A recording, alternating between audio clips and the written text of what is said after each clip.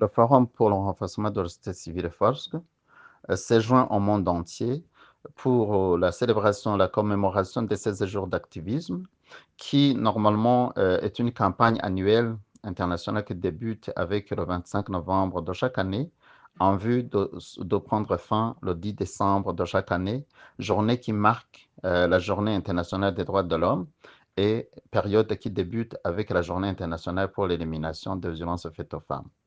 Ainsi, le thème retenu par FOSC, c'est le contentieux foncier au cœur des droits humains au Burundi. Et pourquoi le choix de ce thème? Ce thème a été motivé par, le choix plutôt de ce thème a été motivé par euh, le fait que la problématique foncière au Burundi est une problématique réelle et on ne doit plus démontrer. C'est une problématique qui touche à la fois le droit de propriété, la dignité humaine, le droit à la paix, à la sécurité, etc. Et c'est une thématique qui parle d'elle-même pour toucher une large majorité de la population burundaise, à savoir les femmes. Une majorité déjà qui dépasse plus de 50%. Et ce choix interpelle plusieurs acteurs pour y apporter la pierre à l'édifice, à commencer par la population en général, en lui rappelant que la discrimination basée sur le genre est un frein au développement et la non-discrimination est un pilier solide de développement et une cohésion sociale renforcée et que la lutte pour l'égalité doit être une affaire de tout le monde. Et aux femmes, c'est beaucoup plus les rappeler que tout droit ne s'octroie pas par un plateau d'or, mais plutôt qu'il doit se lutter. Et cela fait penser à, à ce que l'on leur précise, on leur rappelle que la résignation ne fait qu'alimenter leur discrimination. Et aux hommes, on leur rappelle à une masculinité positive, une des voies sûres pour lutter contre la discrimination. Car ces personnes discriminées sont leurs mamans, leurs sœurs, leurs épouses, etc.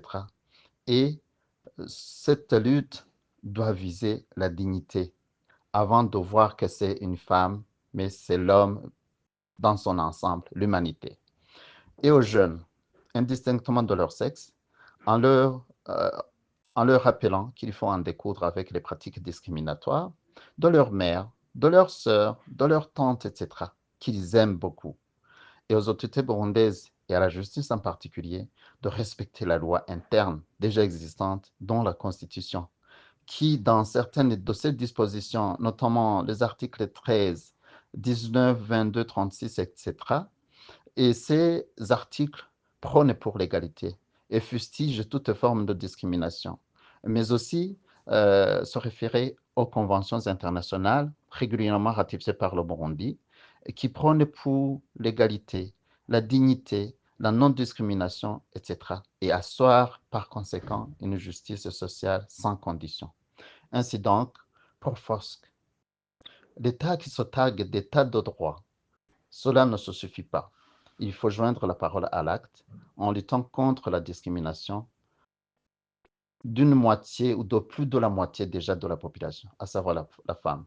Ainsi donc, FOSC recommande que la promulgation de la loi successorale est vraiment un impératif constitutionnel et une mesure de justice sociale pour tous afin de mettre fin et de mettre à terme cette hypocrisie légale mêlée à des pratiques judiciaires incohérentes.